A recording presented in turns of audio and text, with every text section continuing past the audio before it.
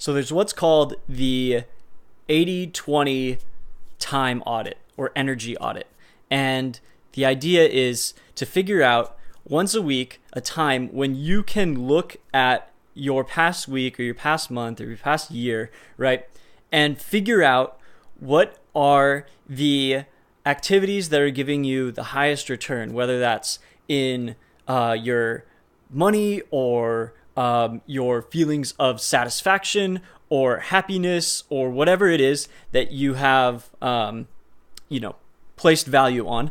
The idea is that you figure out what activities are giving you the best results for the time you're putting in. And the idea for calling it the 80-20, this is the Pareto principle. So Pareto's law basically means that you get 80% of the results from 20% of the time or 20% of the energy. And it can be higher than that, but usually it's not lower than that. So for example, it could be, say, you get 95% of your results from 5% of your time, or 95% of income from 5% of your clients, or 95% of your creative work done from 5% of your time, whatever it is. Usually it's about 80-20. It could be higher, but not normally lower. It's not going to be like 70% to 30, although it could be. It could be like a standard distribution curve, right? So the idea is to become aware of what it is that is giving you the best results for your activities, and the things that you spend time on. So if you say, take an hour out of every Sunday and just kind of look across everything that you've done for the past week, of course, tracking your time can be a really helpful way to master your activities and master awareness over what you're spending time on initially. Eventually, it can become more of an intuitive process. So just remember to track things that you spend time on. And this can be something that you do every day. For a lot of people, this is a really helpful way to gain awareness over things that you're spending time on that you may not realize you're spending time on, or realize that certain things are going to give you better results from what your energy that you're putting in. So when you're tracking your time, you can do it in a very simple way. You don't have to go track every single minute unless that's something that you feel is really valuable. And it could be something worth doing for, say, 3 days. In general, you can track how your energy level is for the day and how much time you spent creating or working on a valuable thing that you spent in, let's say, flow state, or you spent absorbed in your work or in creativity or whatever it is for you. The idea is that by tracking and then looking back at your results, you're able to get a more accurate view of the things that you are getting the best results from. And that's where the tracking comes into this whole thing. But even if you haven't started doing that yet, it can be really helpful just to do a weekly audit or reflection about the things that are giving you the best results. And you can say, obviously, okay, these are the helpful habits and these are the less helpful habits, or these are the things that take up more time. And then you can automate or eliminate the tasks that are giving you the least amount of results. And then the tasks that are giving you the best results, you can optimize, right? So there's 3 things. You want to, well, let's say optimize, minimize, delegate, okay? So, and you could replace minimize with eliminate as well.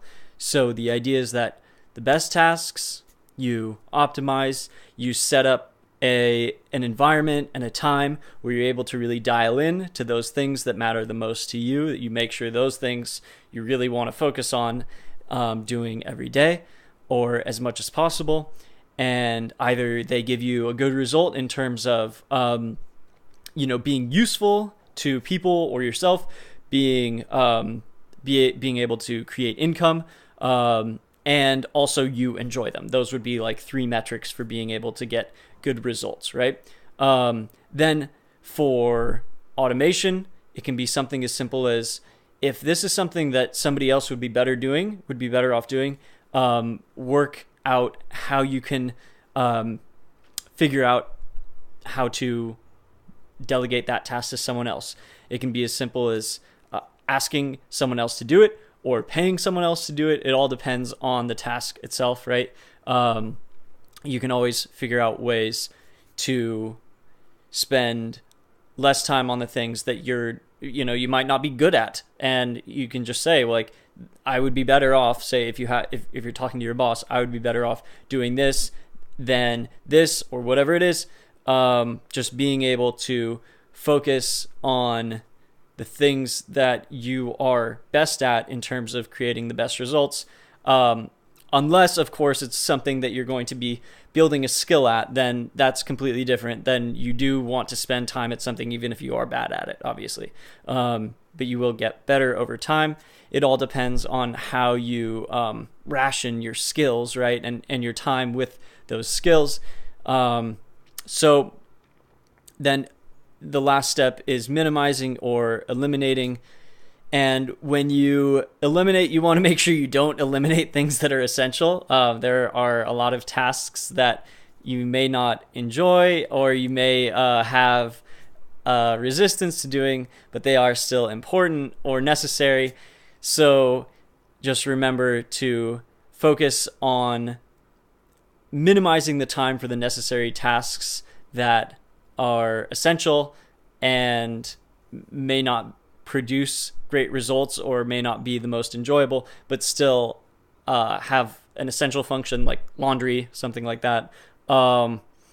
And then being able to figure out what tasks you really can eliminate. And this will be a way for you to free up more time, free up your energy, bunch tasks together in ways that are more related, and just gain a holistic view of life, of the things that you do every day that you spend time on. And then from there, you can figure out best practice for creating and experimenting with different ways of working on getting better results in your life. And this is something that everyone can work on and is a constant process. So it's not like you're ever going to reach like that perfect state. I mean, maybe you will. Maybe it's like, somewhere down the road, you just get this aha moment and you're totally enlightened. In the meantime, it's a process, and you can expect for there to be challenges and opportunities for growth,